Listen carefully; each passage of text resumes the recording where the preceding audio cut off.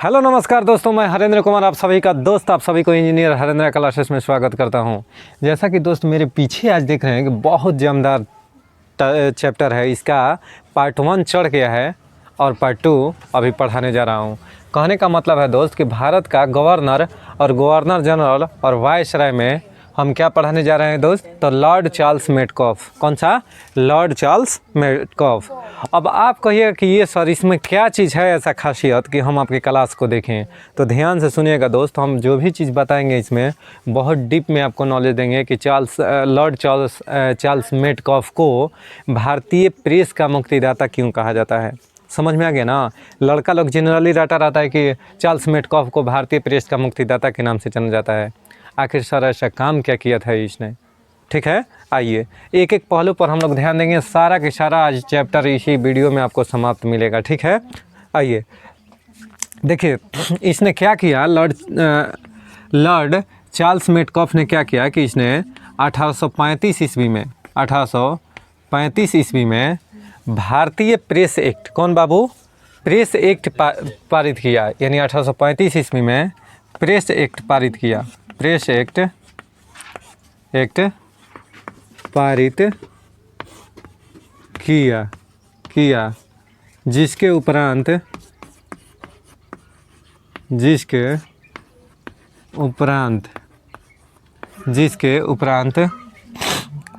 Press पर लगे प्रतिबंध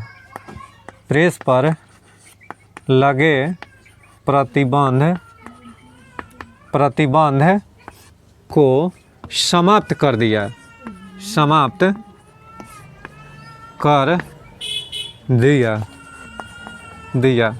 ठीक है। ध्यान से सुनिएगा। इसने क्या किया था कि 1835 ईस्वी में प्रेस एक्ट पारित किया था। कौन बाबू? Charles Metcalfe. इसने प्रेस एक्ट कब पारित किया था? 1835 में, ठीक है। और 1835 ईस्वी में पारित करके क्या किया था कि जो प्रेस पर लगा था ना प्रतिबंध कि आप ये चीज़ प्रिंट नहीं कर सकते हैं, ऐसा खबरें आप नहीं छाप सकते हैं, तो क्या किया इसने कि लगे प्रतिबंध को समाप्त कर दिया। क्या कर दिया? लगे प्रतिबंध को समाप्त कर दिया। इसका शासनकाल पूछे तो 1835 से 36 में। चार्ल्स मेटकॉफ का दोस्त शासनकाल के बात करें तो 1835 से 36 वर्ष, यानी 1835 ईस्वी से 36 ईस्वी तक क्या किया था, इसने शासन किया था, ठीक। इसने क्या किया, 1835 ईस्वी में प्रेस एक्ट पारित किया, जिसके उपरांत क्या किया कि प्रेस पर लगे प्रतिबंध समाप्त हो गए। इसलिए इसे प्रेस मुक्तिदाता के नाम से प्रेस मुक्तिदाता नहीं, भारतीय प्रेस का मुक्तिदाता, इसलिए इसे भारतीय प्रेस का मुक्तिदाता के नाम से जाना जाता है। समझ में आया क्या? समझ में आ गया बाबू कि इसलिए इसको क्या कहा जाता है? भारतीय प्रेस का मुक्तिदाता। हाँ, भारतीय प्रेस का मुक्तिदाता के नाम से जाना जाता है। अगला बाबू है कौन? तो लॉर्ड, अगर कहेगा कि कौन था, Auckland first, Lord Auckland first, या इसको लिखिए ऑकलैंड फर्स्ट। इसका शासनकाल की बात करें तो 1836 तक ये रहा। 1836 से 42 तक कौन आया बाबू? तो ऑकलैंड फर्स्ट। इसके शासनकाल के बस एक ही मेन जानिए आप लोग कि इसमें क्या हुआ था बाबू। तो प्रथम आंग्ल अफगान युद्ध, यानी इसी के शासनकाल में बाबू, इसी के शासनकाल में प्रथम, ये भी पेपर में कई बार क्वेश्चन पूछ चुका है। इसी के शासनकाल में प्रथम क्या, तो आंग्ल अफगान युद्ध, प्रथम आंग्ल अफगान युद्ध 1838 ईस्वी से 1838 से 42 तक चला। समझ में आया क्या? हुआ लिखो, ठीक है। यानी इसी के शासनकाल में प्रथम आंग्ल अफगान युद्ध हुआ। किसके शासनकाल में बाबू? तो ऑकलैंड फर्स्ट के शासनकाल में, ऑकलैंड फर्स्ट के शासनकाल में। अच्छा सर, कब से कब तक प्रथम आंग्ल अफगान युद्ध चला? तो 1838 से 42 तक, 1838 से 42 तक। कोई दिक्कत? नोट डाउन कर लीजिए। चलिए दोस्त, अब हम पढ़ते हैं लॉर्ड एलिनबरो। लॉर्ड एलिनबरो, इसका शासनकाल 1842 से 44 तक था। कितना बाबू? इसका शासनकाल की बात करें तो 1842 से कितना तक था बाबू? 44 तक। लॉर्ड एलिनबरो, इसके शासनकाल के महत्वपूर्ण जानते हो बात क्या है? इसने 1843 के एक्ट 5 के द्वारा दास प्रथा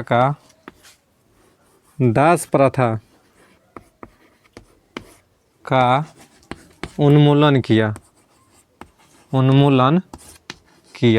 बात समझ में आया क्या? 1843 के एक्ट 5 के द्वारा क्या किया था बाबू? दास प्रथा का उन्मूलन किया, यानी दास प्रथा का अंत किया। समझ में आ रहा है? अब बहुत लड़का नहीं समझ पाता है ना कि सर दास क्या होता है। देखिए दोस्त, अपने पास बंधुआ मजदूर आप लोग जानते होंगे। बंधुआ मजदूर को ही दास कहा जाता है। बंधुआ मजदूर को ही दास कहा जाता है। दास, कोई दिक्कत है? देखिएगा, बंधुआ मजदूर अब कहेगा किसे कहते हैं सर? तो नहीं होता है कि 1 साल के लिए या 2 वर्ष के लिए आप खरीद लिए किसी को, आप अपने यहाँ 20,000 या 50,000 रुपया देकर उससे कोई भी काम करवा रहे हैं। बनिहार टाइप के गांव देहात में समझाएं तो भाषा से, जो बनिहार नहीं गांव घर में रखा जाता है कि आपको 1 साल में हम इतना देंगे, आप मेरे घर के सारा काम कीजिएगा, तो सब दास है एक तरीके से। क्या है बाबू? वो सब दास है। तो ध्यान से देखिएगा, इसने 1843 ईस्वी में एक्ट 5 के द्वारा दास प्रथा का उन्मूलन किया। अच्छा, अब दास रख सकते हैं कि नहीं? नहीं, भारत में प्रोहिबिटेड है, प्रतिबंधित है दास रखना। समझ में आ गया ना? आप दास नहीं रख सकते हैं। आप मजदूरी करा सकते हैं, आप 1 डे 2 डे का मजदूरी जितना भी दिन कराइए, आप मजदूरी उसका दीजिए। समझ में? हाँ, मंथली रख सकते हैं, लेकिन आप किसी को दास बनाकर नहीं रख सकते हैं। ठीक है? दास का मतलब होता है उसको एक तरीके से गुलाम, आपका वो हर बात करना, गुलामी करना। समझ रहे हैं ना? तो दास और वर्कर में बहुत डिफरेंस होता है। अच्छा सर, लॉर्ड एलिनबरो हो गया। और क्या किया था? तो देखिए, रविवार के हर दिन छुट्टी होता है ना, रविवार की छुट्टी सर्वप्रथम किसने शुरू किया था? लॉर्ड एलिनबरो ने ही। 1843 ईस्वी में इसने रविवार की छुट्टी शुरू किया। समझ में आ रहा है? 1843 ईस्वी में इसने रविवार की छुट्टी शुरू किया, यानी हर रविवार की छुट्टी कौन से बाबू? तो 1843 के, ठीक है, चार्टर एक्ट के द्वारा किसने? लॉर्ड एलिनबरो ने शुरू किया था रविवार की छुट्टी। कोई दिक्कत? अगला है बाबू लॉर्ड हार्डिंग। कौन सा? Lord Hardinge. तो देखिए, लॉर्ड हार्डिंग का क्या काम था बाबू? लॉर्ड हार्डिंग देखिए, इसका 1844 से शासनकाल के बात करें तो 48 था। इसका 44 से 48 था। किसका? लॉर्ड हार्डिंग का। इसका सबसे अहम बात जानते हैं क्या हुआ था? इसी के शासनकाल में सर्वप्रथम बबुआ क्या हुआ था कि इसी के शासनकाल में 1845 से 46, 1845 में इसी के शासनकाल में 1845 से 46 ईस्वी में प्रथम आंग्ल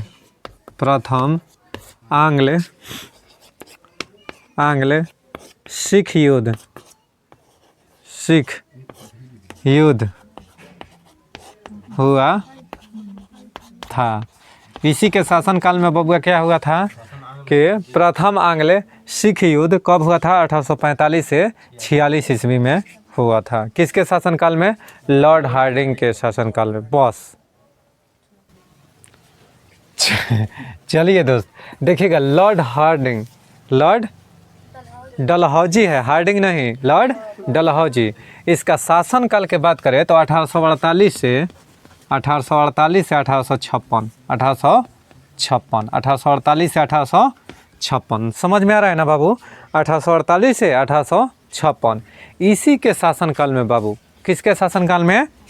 लॉर्ड डलहौजी के शासनकाल में ही द्वितीय आंग्ल सिख युद्ध, द्वितीय आंग्ल सिख युद्ध, इसी के शासनकाल में, इसी के शासन काल में द्वितीय सिख युद्ध, द्वितीय सिख युद्ध, सिख युद्ध 1848 से 49, ठीक है, 1848 से 49 ईस्वी में हुआ, ठीक। इसी के शासनकाल में द्वितीय सिख युद्ध, द्वितीय सिख आंग्ल सिख युद्ध बाबू, आंग्ल सिख युद्ध किसके शासनकाल में? लॉर्ड डलहौजी के शासनकाल में। कब? तो 1848 से 49 ईस्वी में हुआ, 1848 से 49 ईस्वी में हुआ। कोई दिक्कत है? चलिए दोस्त, इसे और क्या कहते हैं तो देखिएगा, इसे भारतीय रेलवे का जनक कहा जाता है। भारतीय रेलवे का जनक कहा जाता है, भारतीय रेलवे का जनक किसे कहा जाता है बाबू? तो लॉर्ड डलहौजी को। क्यों सर कहा जाता है? क्योंकि 16 अप्रैल भारत में प्रथम बार या पहली बार लिखो, पहली बार रेलगाड़ी का परिचालन 16 अप्रैल 1853 ईस्वी को मुंबई से, कहाँ से बाबू? मुंबई से थाड़े के बीच कितना किलोमीटर? 34 किलोमीटर की दूरी तय की गई थी। छुरी नहीं, दूरी है, दूरी तय की गई, ठीक है। कितना बाबू? 16 अप्रैल 1853 ईस्वी को मुंबई से थाड़े के बीच ट्रेन चली थी, और कितना किलोमीटर बाबू? तो 34 किलोमीटर। खुद ही कहते हैं किसके शासनकाल में? लॉर्ड डलहौजी के शासनकाल में। और इसके शासन में क्या हुआ था बाबू? इतना तक नोट डाउन कर लो, ये उतार ली हो ना, ठीक, ध्यान से देखना, कोई दिक्कत? देखो, चलिए देखिएगा इसमें और क्या बाबू, इसमें देखने वाली क्या बात है कि सैन्य सुधार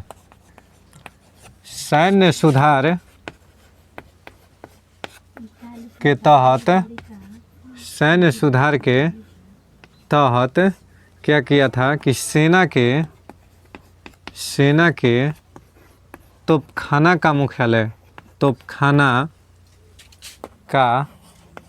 मुख्यालय कहाँ से बबुआ?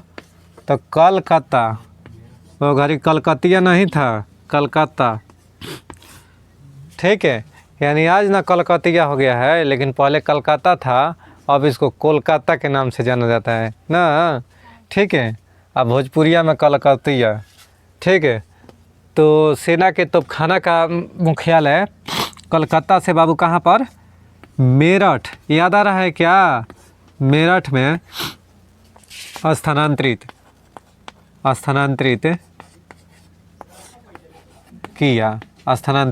किया, और और सेना का मुख्यालय और सेना के मुख्यालय शिमला। कहिएगा कि शिमला कहाँ है बाबू, तो हिमाचल प्रदेश।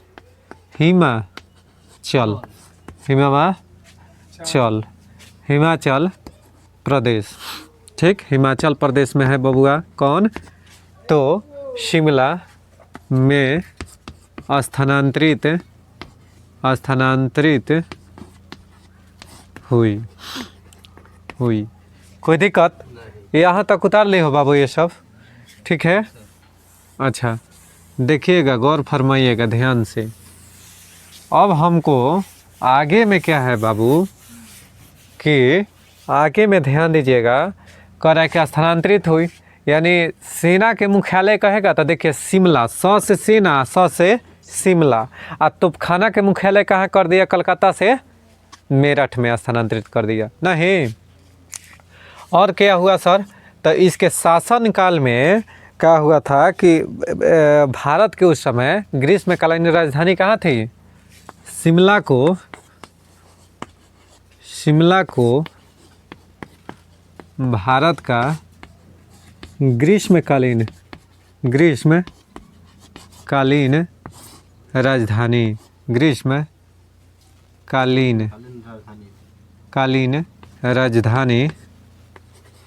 राजधानी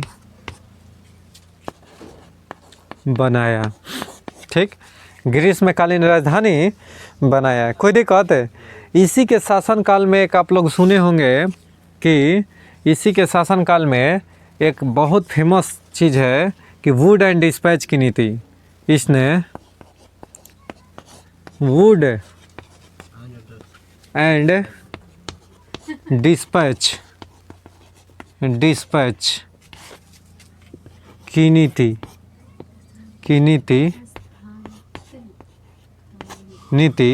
1854 ईस्वी में, कब बबुआ, 1854 ईस्वी में पारित किया,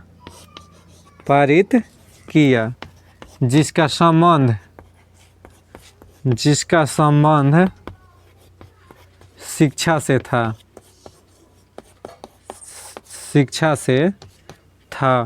बहुत VVI, मोस्ट VVI है दोस्त, जिसका संबंध किससे था, तो शिक्षा से। यानी इसने वुड एंड डिस्पैच की नीति 1854 ईस्वी में पारित किया, जिसका संबंध किससे था, शिक्षा से था। नोट डाउन कर लीजिए। चलिए दोस्त, और क्या हुआ था लॉर्ड डलहौजी के शासनकाल में, तो इसके शासनकाल में देखिएगा ध्यान से, और क्या चीज़ हुआ था, तो इसके शासनकाल में पोस्ट ऑफिस एक्ट पारित हुआ था। कौन सा, इसी के शासनकाल में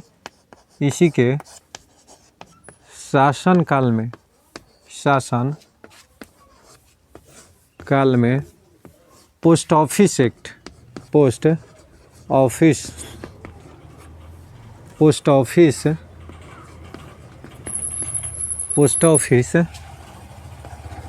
एक्ट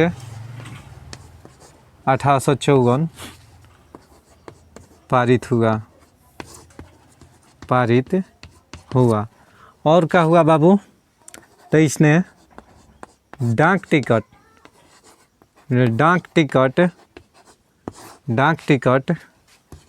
जारी किया। डॉक्ट्रिन ऑफ लैप्स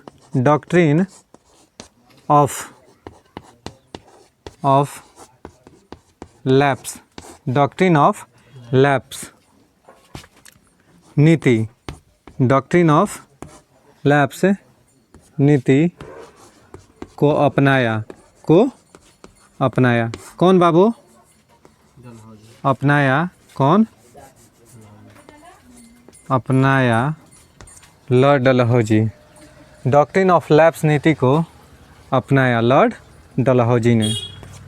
और तो इसके शासनकाल के कोई भी चीज़ बाकी नहीं रह गया। ठीक है, इसमें जितना भी था लगभग सारा के सारा चीज़ हम लोग क्या कर लिए, कवर कर लिए। अब देखिए 1800 अब आ जाता है भारत का वायसराय। भारत का वायसराय अब यहीं से चालू हो जाता है। ठीक है, लॉर्ड कैनिंग का शासन कहलाता है। लॉर्ड कैनिंग 1856 से 1862, 1856 से 1862 तक इसका शासनकाल रहता है। मामला क्या होता है कि पारित होता है 1858 के अधिनियम। कौन बाबू? 1858 के अधिनियम। किसके शासनकाल में? लॉर्ड कैनिंग के शासनकाल में। ठीक है, तो लॉर्ड कैनिंग के शासनकाल में 1858 का अधिनियम पारित हुआ। इसी के समय में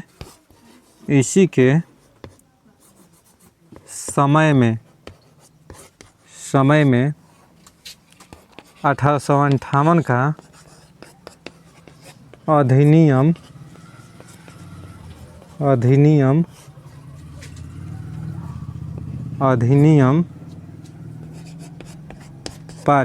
का अधिनियम पारित हुआ। इसी के समय में 1858 का अधिनियम पारित हुआ,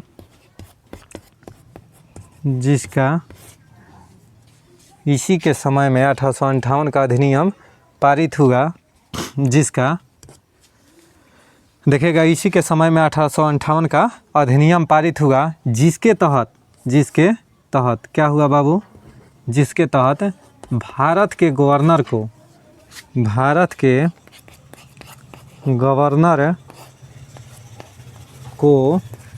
भारत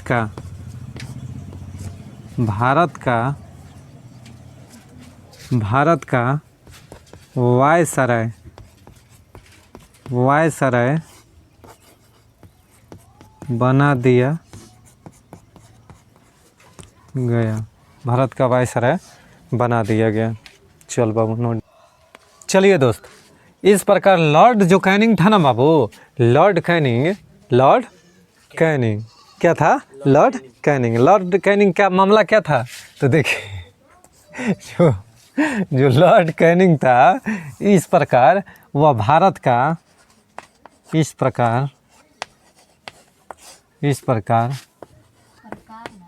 इस प्रकार लॉर्ड कैनिंग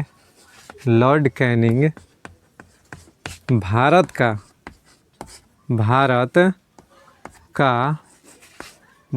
का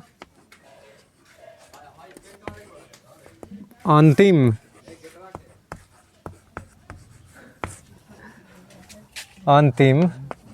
गवर्नर जनरल एवं प्रथम वायसराय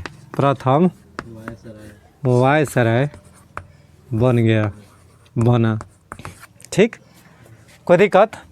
इसी के शासनकाल में बाबू, 1857 की सिपाही विद्रोह हुई थी। किसके शासनकाल में बाबू? तो लॉर्ड कैनिंग के ही शासनकाल में 1857 की सिपाही विद्रोह हुई थी। और सर, इसी के शासनकाल में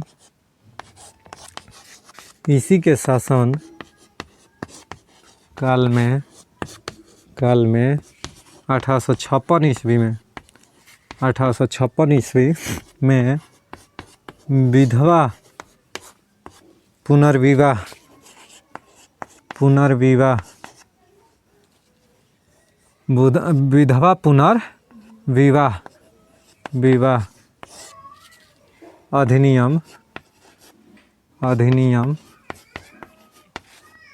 अधिनियम पारित हुआ।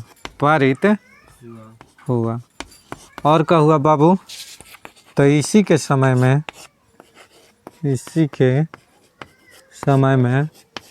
भारतीय दंड संहिता आईपीसी कहने का मतलब बाबू इंडियन, कई बार फुल फॉर्म पूछा है, Indian pineal code, Indian pineal code, IPC दंड संहिता 1961, 1861 ना, 1861 पारित हुई,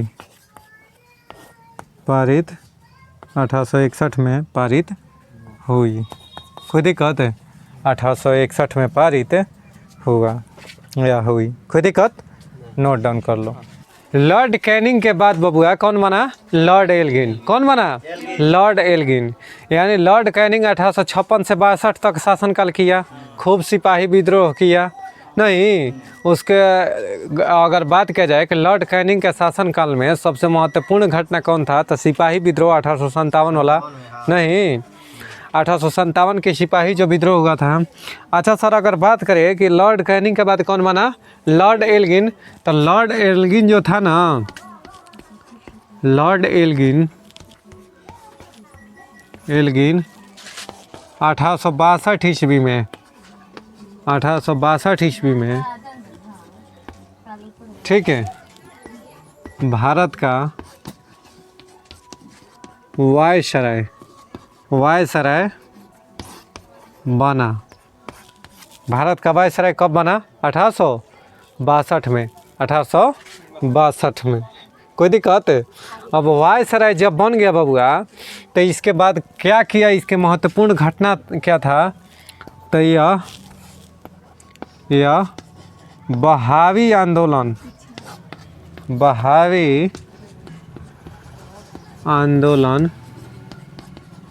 का दमन किया। इसने क्या किया बबुआ? बहावी आंदोलन का क्या किया? दमन किया। किसने? लॉर्ड एल्गिन ने बहावी आंदोलन का दमन किया। और क्या किया सर? लॉर्ड एल्गिन ने और ऐसा क्या काम कर दिया जिससे इसे याद किया जाता है? तो इसका कुछ नहीं है बाबू काम। इसके बाद देखो 1863 ईस्वी में, 1863 ईस्वी में पंजाब भारत में मृत्यु हो गया। पंजाब जो प्रांत है ना बाबू, वहीं पर इसका मृत्यु हो गया। कब? तो 1863 ईस्वी में। तो यह 1862 से 63 तक ही शासन कर पाया। ठीक, 62 में बना वायसराय और बहावी आंदोलन का दमन किया, और 1863 ईस्वी में क्या हो गया? इसका मृत्यु हो गया। इसके बाद में बात करते हैं कि लॉर्ड एल्गिन के बाद में बात करते हैं कि मेन रोल किसका था बाबू। तो ध्यान से सुनना, मेन रोल के बात करें ना। चलिए दोस्त, अगला बात करते हैं कि इसके बाद हम बात करते हैं कि कौन है। तो सर जॉन लॉरेंस। कौन है बाबू? Sir John Lawrence. Sir John Lawrence. इसका अगर शासनकाल के बात करें कि सर जॉन लॉरेंस का शासनकाल कब था, तो 1863 से 69। 1863 से 69 किसका शासनकाल बाबू? तो सर जॉन लॉरेंस का। इसने क्या किया था? तो इसने अकाल आयोग का गठन किया। अकाल आयोग का गठन किया। अकाल आयोग का गठन किया। और क्या किया सर? तो इसने उच्चतम निष्क्रियता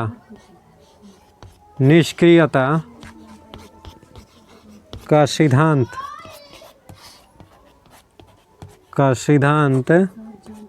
का प्रतिपादन किया। ठीक, का प्रतिपादन किया। कौन बाबू? तो सर जॉन लॉरेंस ने। और क्या किया सर? तो भारतीय वन विभाग का गठन किया। इसने और क्या क्या काम किया? तो याद रखना, भारतीय वन विभाग का गठन किया। इसने भारतीय वन विभाग का गठन किया। और क्या किया सर? तो देखिएगा समुद्री टेलीग्राफ समुद्री टेलीग्राफ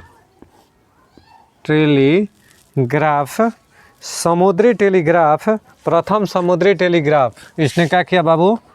प्रथम समुद्री टेलीग्राफ सेवा शुरू की।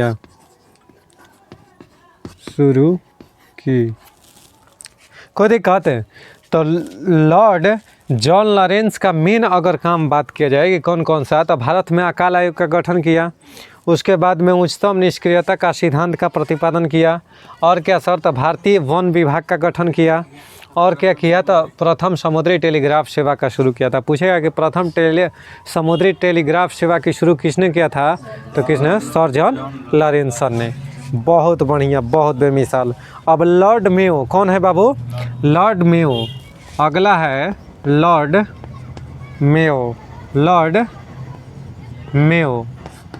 मेयो के बात करें तो इसका शासनकाल कब से? तो 1869 से लेकर 72 तक। 1869 से 72 तक। कोई दिक्कत है? 1869 से 72 तक था किसका बाबू शासनकाल? लॉर्ड मेयो का शासनकाल 1869 से 72 तक। थोड़ा सा स्केच ले लेता हूँ। चलिए देखिएगा, लॉर्ड मेयो सबसे पहले इसके बारे में बात किया जाए तो इसने भारत में पहली बार जनगणना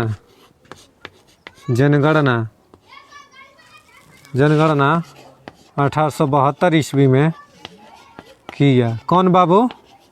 लॉर्ड मेयो। 1872 में जनगणना किसने किया था? लॉर्ड मेयो ने किया था। नहीं, अब भारतीय सांख्यिकी सर्वेक्षण विभाग का गठन किया। ठीक है। अब भारतीय अगर कहे कि कृषि विभाग का गठन, भारतीय कृषि विभाग का गठन, ये हमेशा पेपर में पूछता है। कृषि विभाग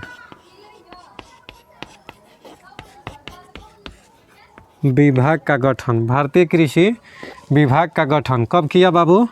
1872 ईस्वी में किया। कौन? Lord Mayo. खुद ही कहते हैं। और क्या सर? तो देखिए भारतीय और क्या होगा बताइए? भारतीय कृषि विभाग का तो हो गया। इसने और क्या किया था कि भारतीय सांख्यिकी विभाग का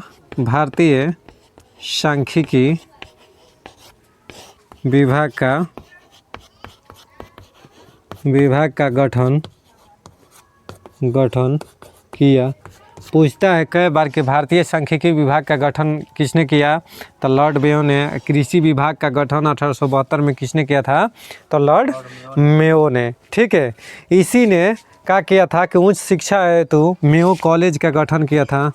मेयो कॉलेज का स्थापना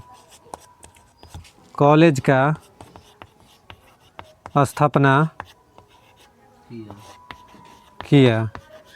मेयो कॉलेज का स्थापना किया। कौन? तो लॉर्ड मेयो। कूका विद्रोह भी इसी के समय में हुआ था। इसी के समय में क्या हुआ था बाबू? कूका विद्रोह। ठीक है। इसी के समय में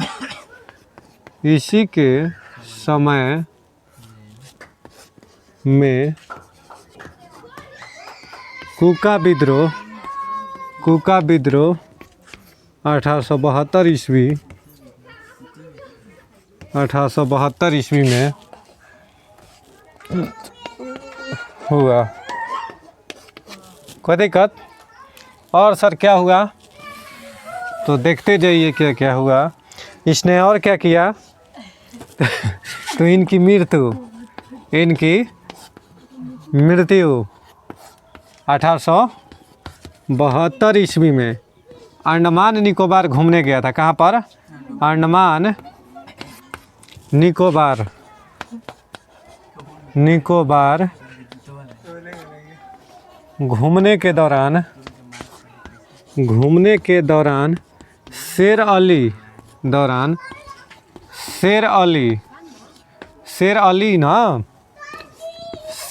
खान था, ठीक है। शेर अली खान द्वारा, ठीक है, शेर अली निकोबार घूमने के लिए गया था। इसी दौरान क्या हुआ था बाबू? शेर अली खान द्वारा इनका हत्या कर दिया गया। हत्या कर दिया गया किसका बाबू? तो लॉर्ड मेयो का हत्या कब हुआ था? 1872 में।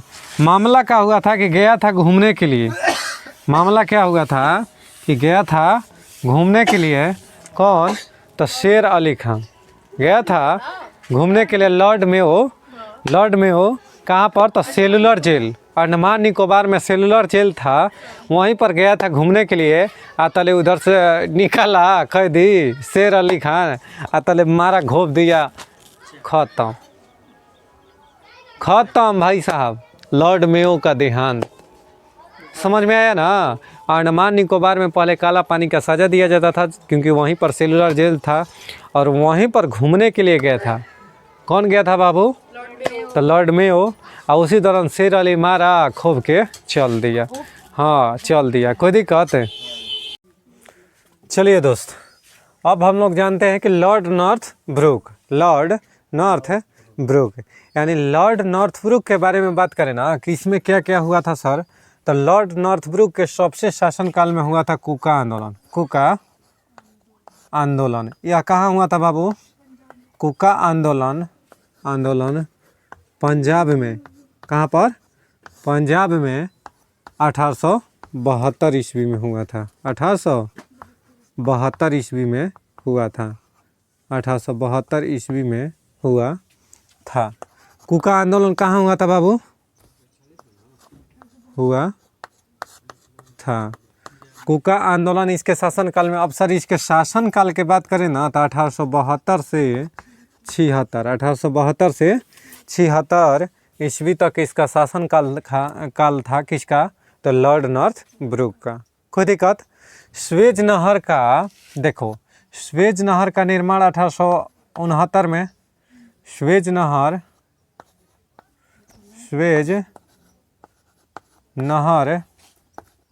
का उद्घाटन कब हुआ था बाबू? 1869 में। कब? 1869 ईस्वी में नहीं, 1869 ईस्वी में हुआ था, ठीक। और इसी के समय में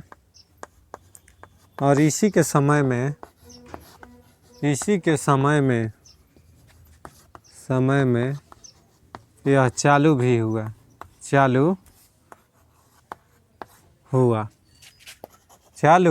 हुआ।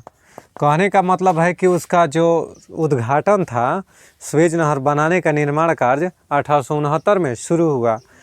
इसी के शासनकाल में यानी लॉर्ड नॉर्थब्रुक के शासनकाल में ही क्या हुआ?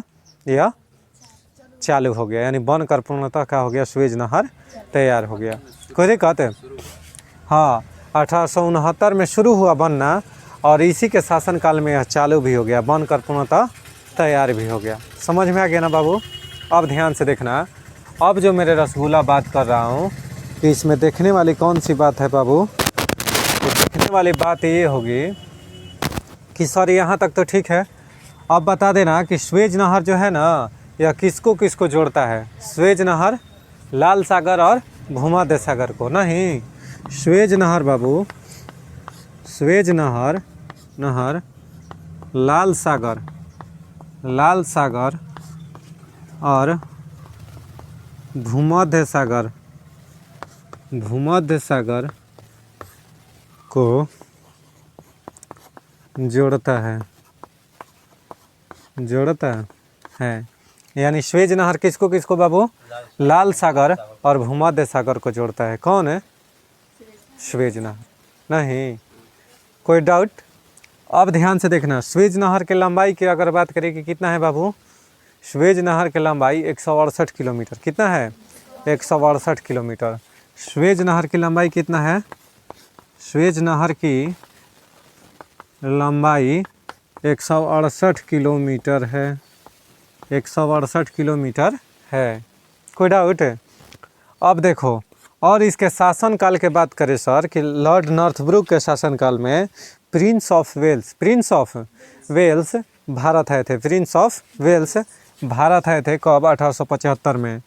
इसी के शासनकाल में, इसी के शासन काल में प्रिंस ऑफ वेल्स 1875 ईस्वी में, 1875 ईस्वी में भारत आए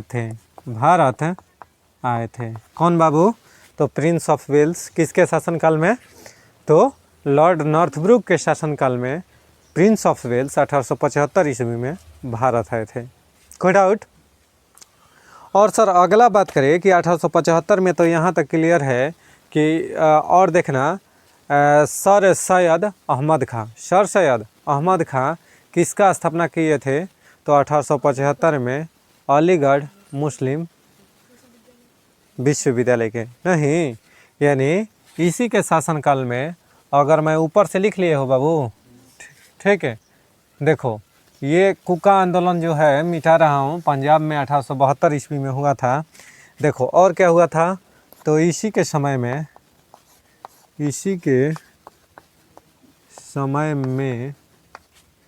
सर सैयद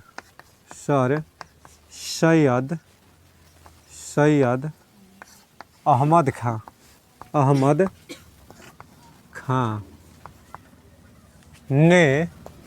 ने क्या किया था बाबू? अलीगढ़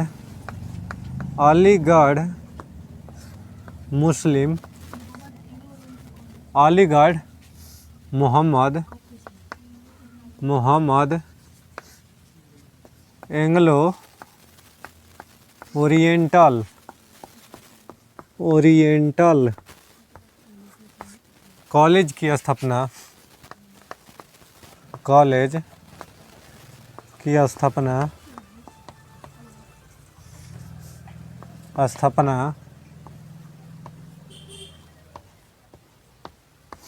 किए थे। कोई डाउट बाबू? इतना नोट डाउन कर लो। चलो बाबू, देखो, सर सैयद अहमद खान ने Aligarh Mohammad Anglo Oriental College की स्थापना 1875 में, कब बाबू? 1875 ईस्वी में किए थे। किसके शासनकाल में? लॉर्ड नॉर्थब्रुक के शासनकाल में। ठीक है, चलिए दोस्त, अब हम लोग जानते हैं कि लॉर्ड लिटन, कौन? लॉर्ड लिटन के गजब ही कहानी था। नहीं, वर्नाक्यूलर प्रेस एक्ट साहब कौन नहीं जानता है? 1878 ईस्वी में वर्नाक्यूलर प्रेस एक्ट। रातों रात अमृत बाजार पत्रिका के लेखक कौन थे? शिशिर कुमार घोष। अमृत बाजार पत्रिका को रातों रात अंग्रेजी भाषा में ट्रांसलेट करना पड़ा था। तो ये था वर्नाक्यूलर प्रेस एक्ट। लॉर्ड लिटनवा इतना ज़बरदस्त था, लगा दिलस दिन में। जैसे मोदी जी बोल दिए थे ना कि कल से पैसा बैन, तो कल 2-3 दिन टाइम दिए थे ना। याद है ना नोटबंदी का 8 नवंबर 2016 डेट भी साहब कौन भूल सकता है? 8 नवंबर का, 8 नवंबर 2016। कोई डाउट? तो ध्यान से सुनिएगा, लॉर्ड लिटन जो था इसका शासनकाल 1876 से 1880 था। इसे बाबू सबसे पहले बता रहा हूँ, इसे साहित्य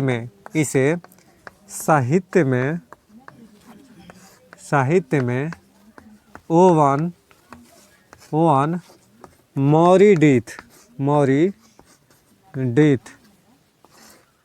मॉरीडीथ के नाम से जाना जाता। देख रही हो सुनीता, सुन रही हो? ठीक है, हाँ इधर सुनो सविता, देखो इसे साहित्य में ओवन मॉरिडीथ के नाम से जाना जाता है। किसको? लॉर्ड लीटन को। कोई दिक्कत?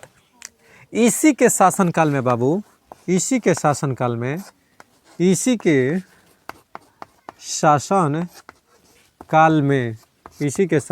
में महारानी विक्टोरिया आई थी। कौन बाबू? महारानी विक्टोरिया, दिल्ली में नहीं, इसी के शासनकाल में दिल्ली दरबार में महारानी विक्टोरिया को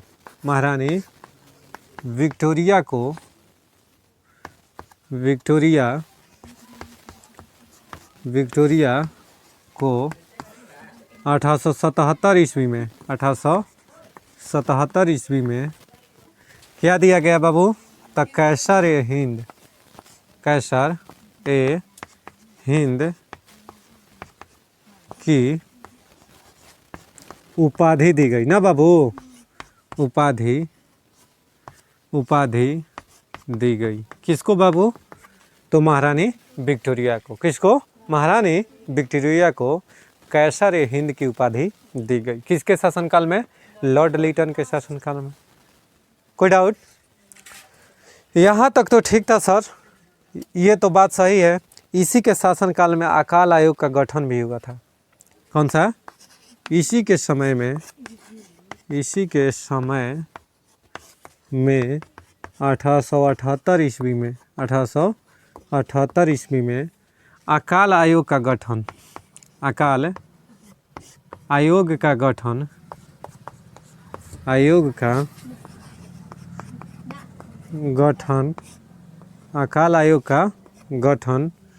कब किया गया बाबू? 1878 ईस्वी में अकाल आयोग का गठन किया गया। किसके शासनकाल में? लॉर्ड लीटन के शासनकाल में। और क्या हुआ था इसके शासनकाल में बाबू? तो ध्यान से सुनो, वर्नाक्यूलर प्रेस एक्ट, जो कि बहुत इतिहास में फेमस है। वर्नाक्यूलर प्रेस एक्ट बहुत मोस्ट भी आई है, याद रखना। इसको पूछा हुआ है कितनी बार पेपर में, ये भी कितनी बार पेपर में पूछा हुआ है क्वेश्चन, ठीक है। यानी इसी के समय में इसी ने वर्नाक्यूलर प्रेस एक्ट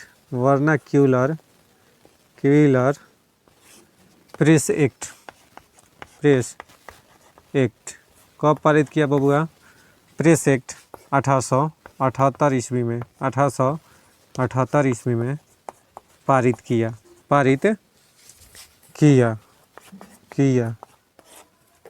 किया, ठीक। जिसको वर्नाक्यूलर प्रेस एक्ट को बाबू अन्य किस नाम से जानते हैं? मुंह बंद करो, ठीक है, देसी भाषा पत्रिका करके ना, इसी के नाम से जाना गया। और गौर फरमाइएगा, इसी ने वर्नाक्यूलर प्रेस एक्ट 1878 ईस्वी में पारित किया। इसी पारित करने के बाद बाबू का हुआ इसी के उपरांत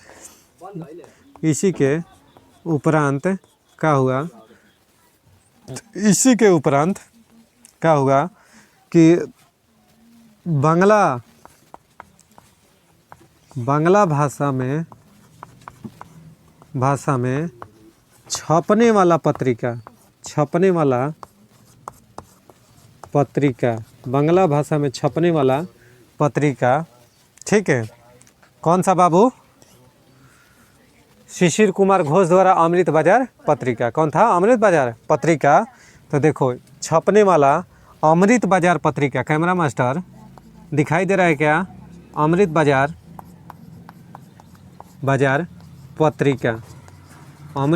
पत्रिका का रातों रात दिखाई दे रहा है,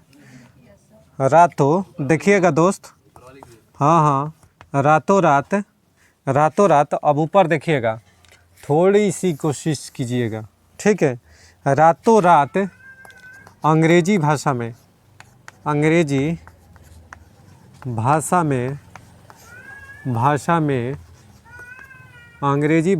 क्या किया गया?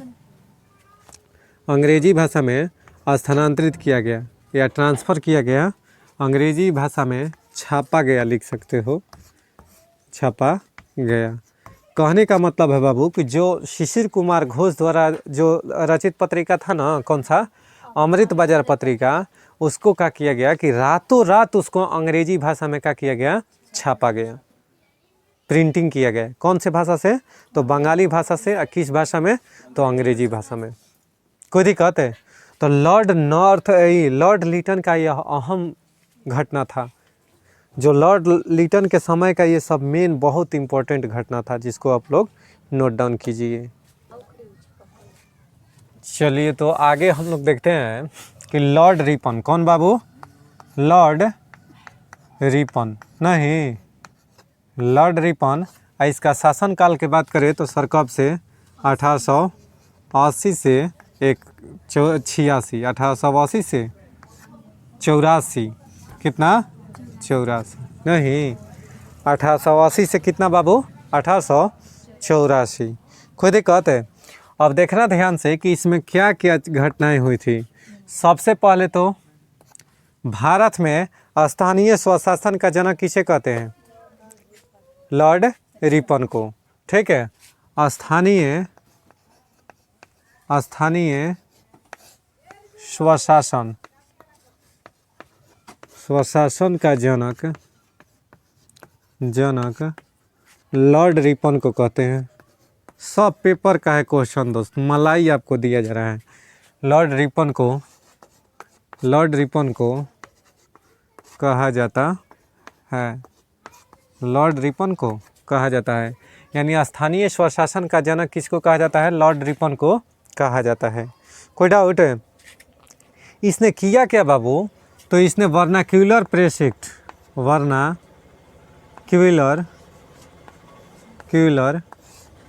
प्रेस एक्ट 1878 में जो पारित हुआ था को रद्द कर दिया, समाप्त कर दिया। अब पूछेगा कि वर्नाक्यूलर प्रेस एक्ट को, पूछता है कई बार दोस्त पेपर में कि वर्नाक्यूलर प्रेस एक्ट को किसने समाप्त किया था या किसने रद्द किया था, तो लॉर्ड रिपन ने। वर्नाक्यूलर प्रेस एक्ट वही था, क्या था कि जो भी आपको पेपर पत्रिका छापना है, प्रिंटिंग करना है, तो वह केवल अंग्रेजी भाषा में ही होना चाहिए। किसने कहा था, लॉर्ड लिटन ने वर्नाक्यूलर प्रेस एक्ट के माध्यम से। अब जब लॉर्ड रिपन आया तो कहा कि ना भैया, ये सही बात नहीं है। इससे क्या होगा कि लोग अपनी जो बात है वह खुल कर नहीं कह पाएंगे, लोगों के ऊपर आज़ादी छीना जा रहा है। नहीं, अब तुमको अंग्रेजी आता हो चाहे नहीं आता हो, तुमको प्रिंटिंग करना है अंग्रेजी भाषा में ही। तो इसने क्या कर दिया कि वर्नाक्यूलर प्रेस एक्ट को समाप्त कर दिया, यानी जो जिस भाषा में चाहे उस भाषा में अपनी पत्रिका या संबोधन कर सकता है। कोई डाउट? तो वर्नाक्यूलर प्रेस एक्ट को समाप्त किसने किया था बाबू, लॉर्ड रिपन ने। और क्या किया था, वर्नाक्यूलर प्रेस एक्ट को समाप्त कर दिया किसने, तो इसने, लॉर्ड रिपन ने, इसने वर्नाक्यूलर प्रेस एक्ट 1878 को समाप्त कर दिया। अच्छा सर, भारत में नियमित जनगणना कहेगा ना, भारत में नियमित जनगणना के बात करें बाबू कि नियमित जनगणना भारत में किसने शुरू किया था, भारत में नियमित जनगणना, तो ध्यान से देखना, 1881 ईस्वी में, 1881 ईस्वी में लॉर्ड रिपन ने ही शुरू किया था।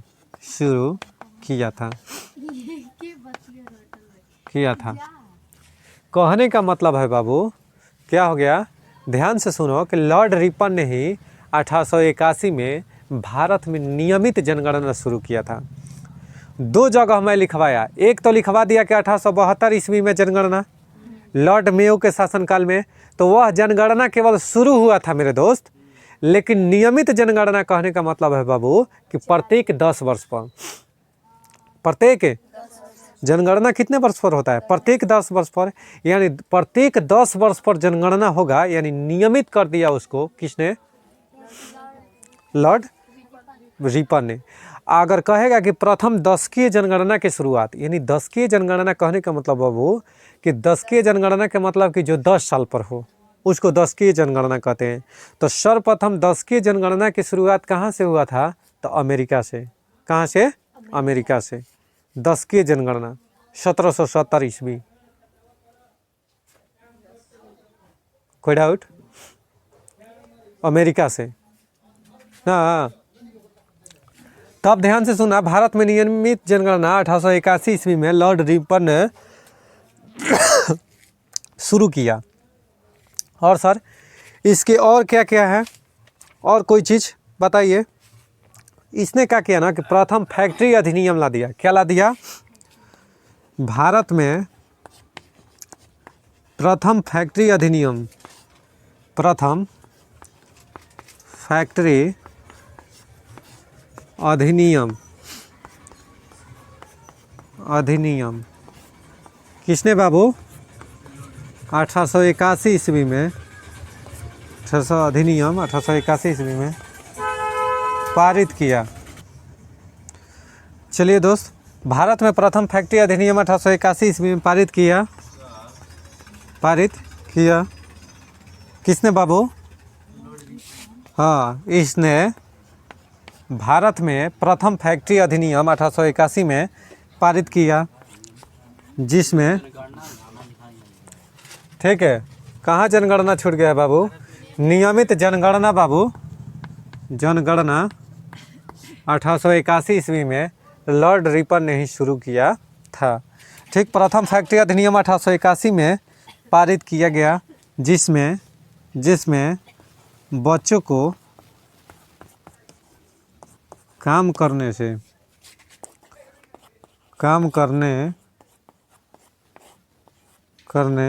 पर प्रतिबंधित किया गया था, या प्रतिबंध लगाया गया था, प्रतिबंध लगाया गया था। किसमें बाबू? तो भारत में प्रथम फैक्ट्री अधिनियम 1881 में लॉर्ड रिपन ने ही पारित किया था, जिसमें बच्चों को क्या किया गया था? काम करने पर प्रतिबंधित किया गया था कि कोई भी छोटा बच्चा फैक्ट्री में शोषण उसका ना हो, काम ना करे। कोई दिक्कत है? और सुनिएगा थोड़ी सी एक पॉइंट इसके बारे में क्या है सर, ध्यान से सुनिएगा। इसके बारे में और क्या है तो आप आराम से समझते जाइए। इसने और क्या किया था? तो शैक्षणिक सुधारों के अंतर्गत, क्या बाबू? शैक्षणिक सुधारों के अंतर्गत विलियम हंटर की अध्यक्षता में, ठीक है, क्या किया बाबू? तो शिक्षा के लिए इसने क्या किया? विलियम हंटर की अध्यक्षता में, किसके? विलियम हंटर के नेतृत्व में शिक्षा सुधार हेतु इसने शिक्षा सुधार हेतु विलियम हंटर की अध्यक्षता में, हंटर आयोग का गठन,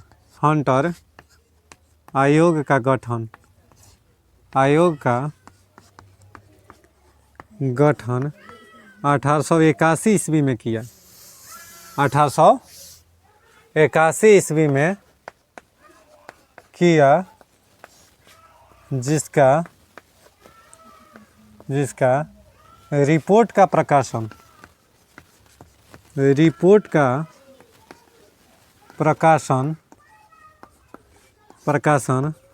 1882 ईस्वी में होगा। 1882 ईस्वी में हुआ। यानी हंटर आयोग का गठन कब हुआ था? 1881 में।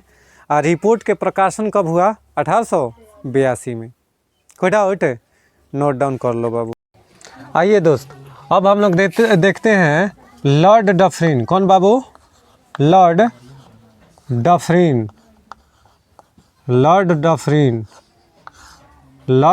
के शासनकाल के बात करें तो कब से कब बाबू? 1885 से 1884 से ना, 1884 से 1888 नहीं, 1884 से 1888 तक था। किसका कार्यकाल? तो लॉर्ड डफरिन का। लॉर्ड डफरिन के शासनकाल में दो महत्वपूर्ण घटना, बस दो ही यादें करना है। लॉर्ड डफरिन के शासनकाल के दो महत्वपूर्ण घटना कौन कौन सर? तो तृतीय आंग्ल बर्मा युद्ध और भारतीय राष्ट्रीय कांग्रेस की स्थापना। भारतीय राष्ट्रीय कांग्रेस की स्थापना। तो गौर फरमाइएगा, इसने क्या किया? इसी के शासनकाल में, इसी के शासनकाल में, शासनकाल में, इसी के शासनकाल में क्या हुआ था बाबू? तो तृतीय आंग्ल बर्मा युद्ध, तृतीय आंग्ल बर्मा युद्ध, आंग्ल बर्मा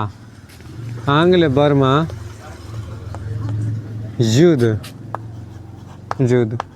कब हुआ था बाबू? 1885 से 86 नहीं, 1885 से 86 ईस्वी में हुआ था। तृतीय आंग्ल बर्मा युद्ध हुआ था।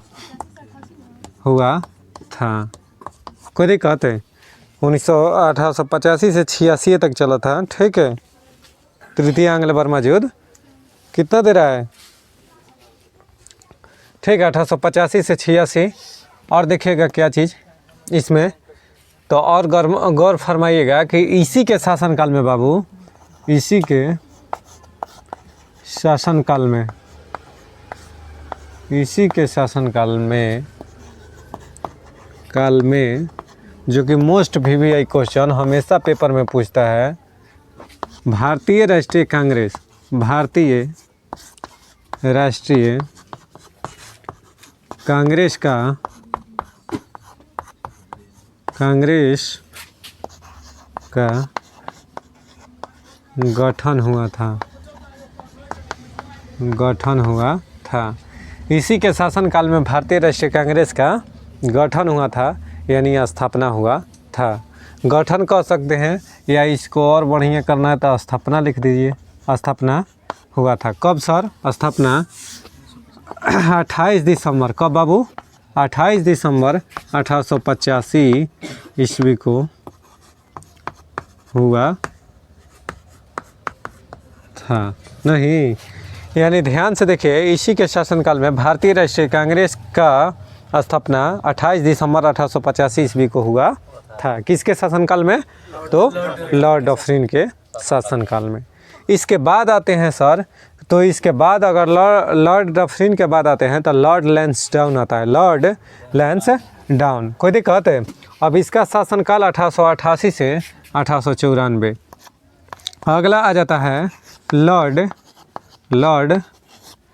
लैंसडाउन। लॉर्ड लैंसडाउन, इसका शासनकाल के बात करें तो 1888 से 94 तक, 1888 से 1894 तक यह रहता है। कौन? लॉर्ड लैंसडाउन, ठीक।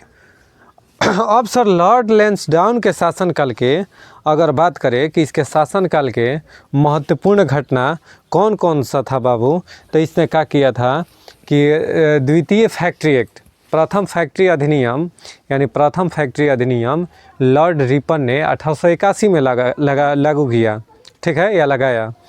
दूसरा फैक्ट्री एक्ट पूछ देगा कि दूसरा फैक्ट्री एक्ट यानी दूसरा फैक्ट्री अधिनियम, कारखाना अधिनियम किसने पारित किया था? तो लॉर्ड लैंसडाउन ने ही पारित किया था। कब सर? तो 1891 में। वह 1881 में, आई 1891 में। तो इसके शासनकाल की बात करें तो इसने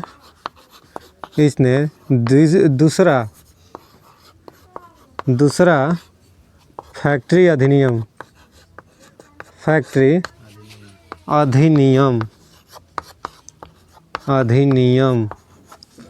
कब सर? 1891 ईस्वी में पारित किया। कह दिया ना, ये 1891 में पारित किया। और 1891 में जो अधिनियम पारित किया था, इसका सबसे बड़ा बात जानते हैं क्या हुआ? कि हर सप्ताह में कहा कि एक दिन छुट्टी, हर सप्ताह में रविवार की छुट्टी 1843 से लॉर्ड एलनबरो ने शुरू किया था। लेकिन इसने क्या किया कि फैक्ट्री में स्पेशली जब फैक्ट्री एक्ट लाया तो लॉर्ड रिपन लाया था, तो उसमें वो चीज़ मेंशन नहीं था कि हर सप्ताह में जितने भी फैक्ट्री के कर्मचारी है उसको एक दिन का छुट्टी मिलना चाहिए हर सप्ताह में। तो इसने क्या किया कि एक सप्ताह यानी एक सप्ताह पर एक दिन छुट्टी, यानी 7 दिन पर हर सप्ताह की छुट्टी होता है ना। तो यह लॉर्ड कौन, तो लैंसडाउन ने ही लागू किया था। ठीक है, पारित किया, जिसके अंतर्गत जिसके अंतर्गत प्रत्येक सप्ताह में एक दिन छुट्टी की व्यवस्था की गई। छुट्टी की व्यवस्था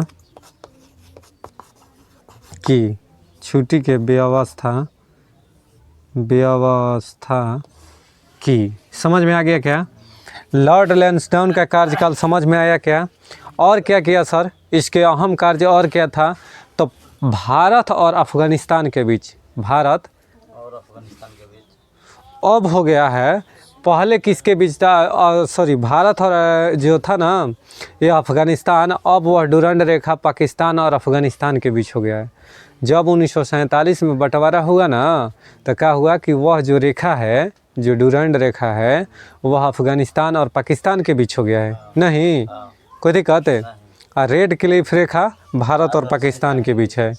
तो देखिएगा ध्यान से, तो डुरंड रेखा का निर्धारण इसी के समय में हुआ था। यानी भारत और पाकिस्तान के बीच डुरंड रेखा का निर्धारण किसके शासनकाल में हुआ था? लॉर्ड लैंसडाउन के ही शासनकाल में। जी, अब अगर आज पूछ दिया जाए कि वही डुरंड रेखा वर्तमान में किसके बीच है, तो अफ़गानिस्तान और पाकिस्तान के बीच है। क्योंकि सर 1947 से पहले की यह घटना है और 1947 में भारत जो है 2 अधिराज्यों में बंट गया, यानी एक पाकिस्तान और दूसरा अफ़गानिस्तान, भारत। ठीक है, तो जो भारत था ये अलग हो गया, जो पाकिस्तान अब हो गया है वो पहले भारत का ही भाग था। तो अब जो पाकिस्तान के हिस्सा में पड़ा ना, तो पाकिस्तान अफ़गानिस्तान से वह सीमा साझा करने लगा। कौन सा? तो डुरंड रेखा दोनों के बीच पड़ गया। समझ में आ गया क्या? कहानी समझ में आया? तो ये देखो ऊपर से लिख लिए हो बाबू? नहीं, नोट डाउन जल्दी करो। तो चलिए दोस्त, और क्या हुआ था? तो लॉर्ड लैंसडाउन ने लॉर्ड लैंसडाउन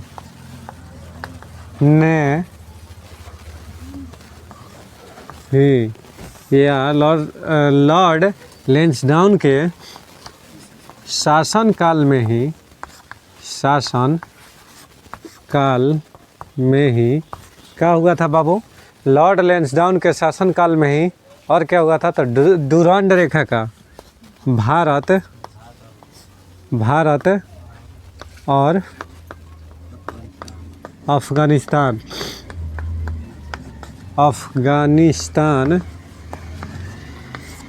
के बीच डुरंड ऐसे लिख दो, डुरंड रेखा का निर्धारण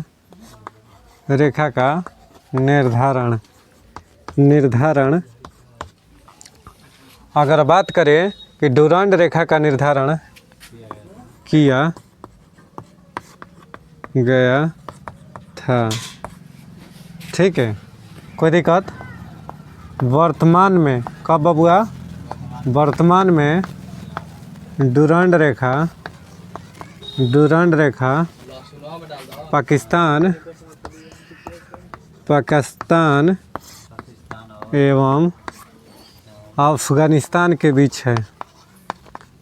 अफ़गानिस्तान के बीच सीमा का निर्धारण करता है। सीमा का निर्धारण करता है किसके बीच बबुआ? तो किसके बीच? तो डुरंड रेखा भारत और पाकिस्तान के बीच सीमा रेखा का निर्धारण करता है। ठीक है, पाकिस्तान एवं अफ़गानिस्तान के बीच। कोई दिक्कत है? और क्या देखिएगा ध्यान से। अब इसके बाद में बात करते हैं कि लॉर्ड लैंसडाउन के बाद लॉर्ड एल्गिन द्वितीय, कौन सा? लॉर्ड एल्गिन द्वितीय। इसका कार्यकाल 1894 से 99। लॉर्ड एल्गिन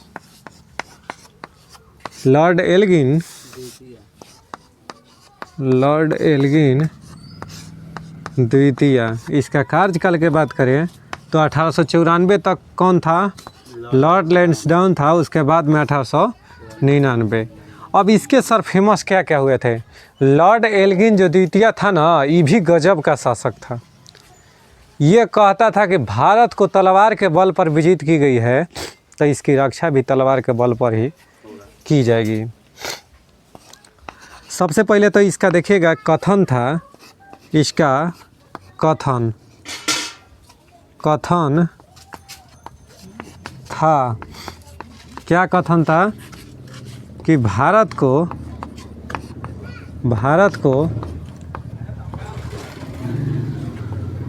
तलवार की बल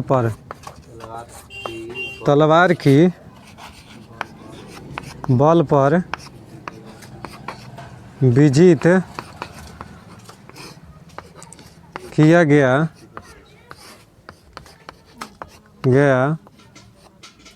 था तो इसकी रक्षा भी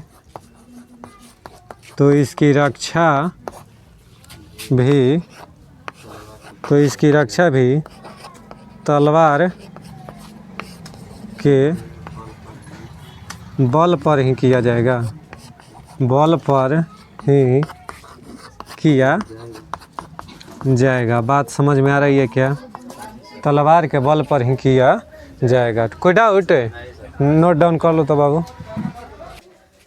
चलिए दोस्त, देखिएगा लॉर्ड एल्गिन द्वितीय और इसके शासनकाल में क्या हुआ था तो ध्यान से देखिएगा कि इसके शासनकाल के महत्वपूर्ण घटना में बात करें तो सबसे महत्वपूर्ण इसके घटना था कि रामकृष्ण मिशन का स्थापना हुआ था 1897 में। मुंडा विद्रोह हुआ था। तो इसी के शासनकाल में बाबू, इसी के शासनकाल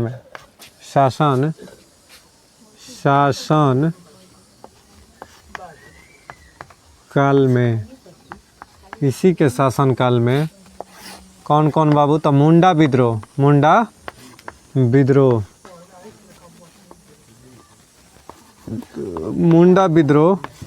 कब हुआ था? 1899 में। मुंडा विद्रोह 1899 ईस्वी में हुआ था। ठीक है। और क्या सर? तो मुंडा विद्रोह के बारे में बात करें तो रामकृष्ण मिशन की स्थापना कब हुआ था?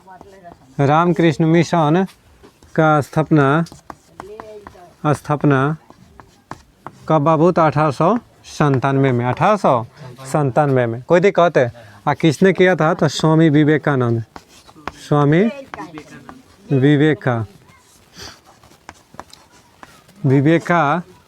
ने किया था। स्थापना किसने किया था? स्वामी विवेकानंद ने। कोई दिक्कत है? अब मुंडा विद्रोह का नेतृत्व किसने किया था बाबू? नेतृत्व बिरसा मुंडा। कौन? बिरसा मुंडा। इसी को कहते हैं चमत्कारी बाबा, धरती बाबा। किसको? बिरसा मुंडा को। बिरसा मुंडा ने किया था। कोई दिक्कत है? तो मुंडा विद्रोह कब हुआ था बाबू? 1899 ईस्वी में। इसका नेतृत्व किसने किया था? बिरसा मुंडा ने किया था। अच्छा, रामकृष्ण मिशन का स्थापना 1897 में हुआ था। स्वामी विवेकानंद ने इसका स्थापना किया था। किसका? तो रामकृष्ण मिशन ने। और इसमें क्या हुआ था कि शिवाजी उत्सव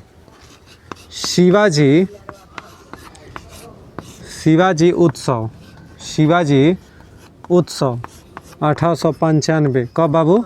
1895 ईस्वी से मनाना शुरू हुआ। किसने किया बाबू? शिवाजी उत्सव मनाना किसने शुरू किया था? तो बीजी तिलक ने, यानी बाल गंगाधर तिलक ने। बाल गंगाधर तिलक ने क्या किया था बाबू? तो शिवाजी महोत्सव मनाना शुरू किया था। ठीक, तो 1895 यहाँ लिखे नहीं हैं, कोई दिक्कत है? पूरा नोट डाउन कर लीजिए। चलिए बाबू, देखिएगा अगला है लॉर्ड कर्जन। कौन? Lord Curzon. इसका शासनकाल कब से? तो 1899 ईस्वी से सर और कितना तक? तो 1905 तक। 1899 से 1905 ईस्वी तक। कोई दिक्कत है? तो अब इसके शासनकाल में एक स्ट्रक्चर बनाइए, क्या क्या हुआ था। तो सबसे पहले तो ध्यान से देखिएगा, लॉर्ड कर्जन के नाम सुनते लड़का लड़की के दिमाग में आता है कि बंगाल विभाजन। एक बंगालनीय विभाजन नहीं खे, बहुत चीज़ है, समझ में आ गया ना? कहने का मतलब है दोस्त कि इसमें क्या किया था कि पुरातत्व सर्वेक्षण विभाग यानी प्राचीन स्मारक अधिनियम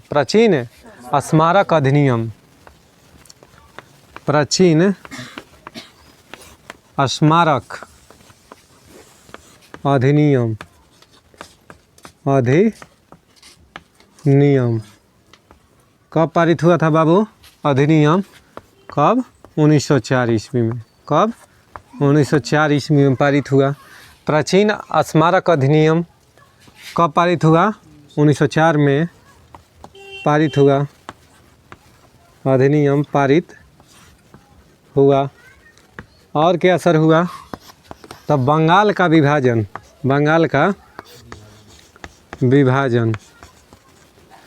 अच्छा, बंगाल का विभाजन कौन बताएगा कि किस लिए हुआ था? इसका पूर्वी और पश्चिमी बंगाल में, पूर्वी एवं पश्चिमी बंगाल, ठीक है, पूर्वी एवं पश्चिमी बंगाल में हुआ था। अब मामला समझना दोस्त, ध्यान से समझिएगा। मामला क्या था कि जैसे मान लो ये हो गया भारत। कौन हो गया? ये हो गया भारत, ठीक है। समझ में आ रही है क्या? कोई दिक्कत है? तब मामला कुछ ऐसा था दोस्त कि ये हो गया क्या चीज़? ये कौन सा हो गया बाबू?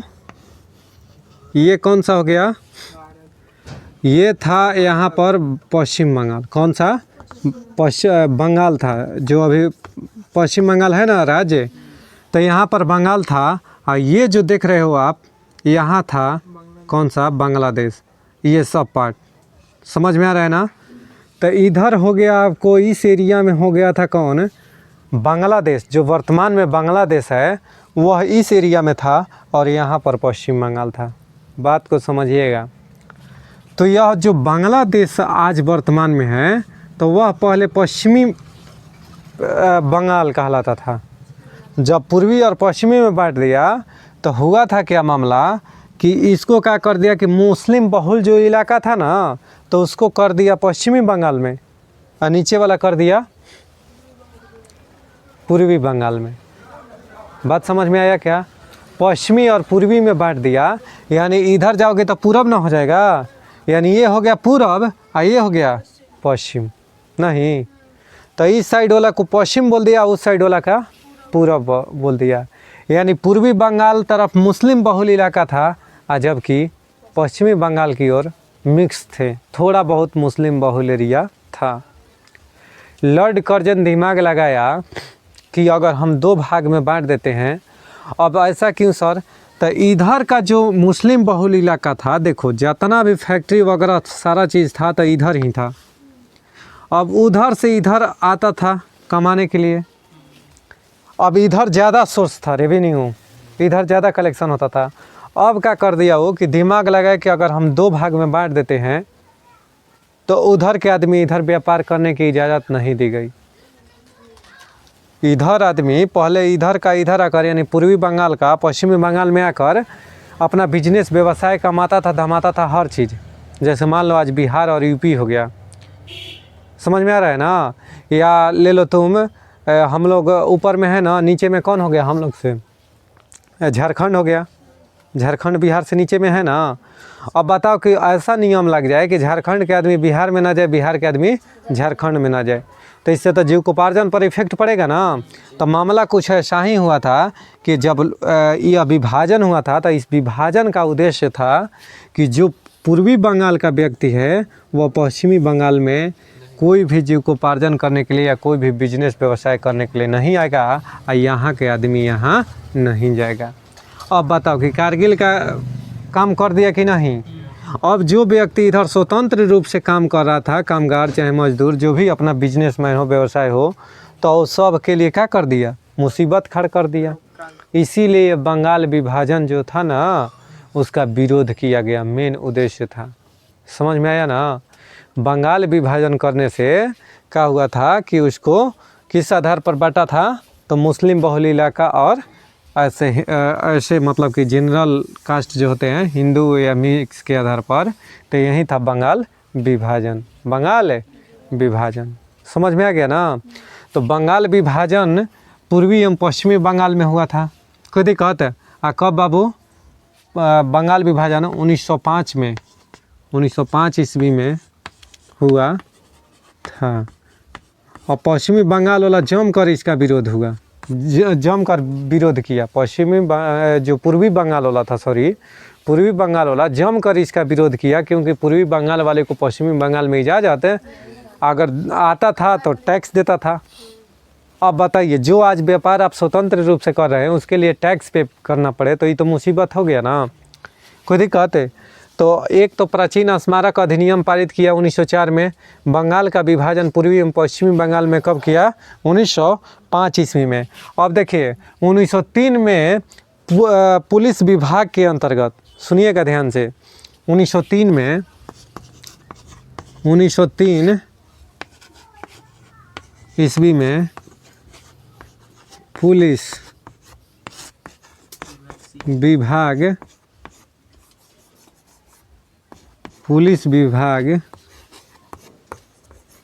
के अंतर्गत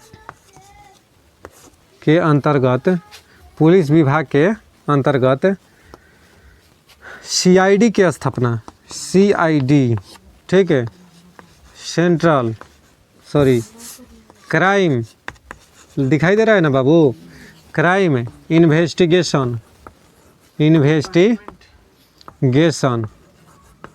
क्राइम इन्वेस्टिगेशन और डिपार्टमेंट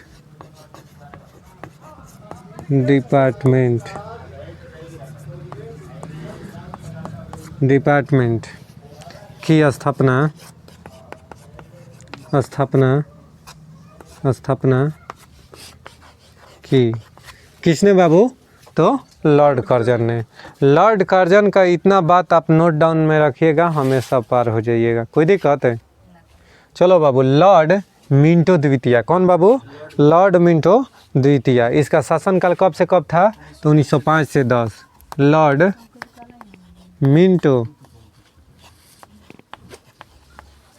मिंटो द्वितीय, इसका शासनकाल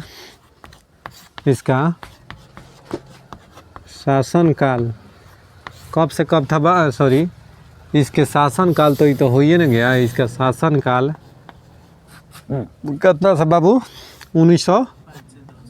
1905 से 1910 ईस्वी। नहीं, इसके शासनकाल में क्या हुआ था बाबू, तो देखो 1906 ईस्वी में मुस्लिम लीग का गठन आगा खां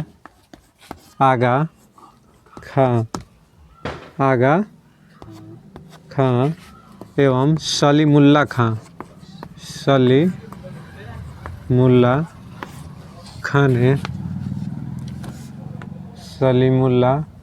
खां ने किया था। नहीं, अच्छा सर, इसी के शासनकाल में 1906 में भारतीय राष्ट्रीय कांग्रेस का कलकत्ता अधिवेशन हुआ था। इसी के शासनकाल में, कब बाबू, 1906 में, ठीक है। 1906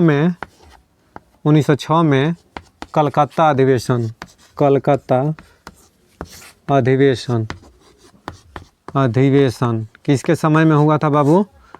इसी के समय में, यानी लॉर्ड मिंटो द्वितीय के समय में ही कलकत्ता अधिवेशन, अधिवेशन हुआ था, जिसमें स्वराज्य शब्द, स्वराज्य शब्द का प्रयोग किया गया, प्रयोग किया गया, स्वराज्य शब्द का प्रयोग किया गया, स्वराज्य घोषित किया गया, स्वराज्य घोषित किया गया, ठीक है, स्वराज्य घोषित किया गया, किया गया। और क्या हुआ सर? तो इसी के शासनकाल में 1907 ईस्वी में, 1907 ईस्वी में सूरत अधिवेशन, सूरत अधिवेशन, अधिवेशन, इसकी अध्यक्षता कौन कर रहे थे बाबू? रास बिहारी, रास बिहारी घोष, रास बिहारी घोष, ठीक है, रास बिहारी घोष अध्यक्षता कर रहे थे, ठीक है, अध्यक्षता, अध्यक्ष कौन थे? रास बिहारी घोष। 1907 ईस्वी के सूरत अधिवेशन है, इसकी अध्यक्षता कौन कर रहे थे? रास बिहारी घोष। में भारतीय राष्ट्रीय कांग्रेस, भारतीय राष्ट्रीय कांग्रेस का विभाजन हुआ, का विभाजन नरम दल, नरम दल एवं गरम दल में, गरम दल में हुआ, नरम दल और एक गरम दल में हुआ। किसका बाबू? तो इसका भारतीय राष्ट्रीय कांग्रेस का विभाजन 1907 ईस्वी में नरम दल और गरम दल में हुआ। इसकी अध्यक्षता कौन कर रहे थे? रास बिहारी घोष। बहुत बहुत शुक्रिया दोस्त, नोट डाउन कर लीजिए।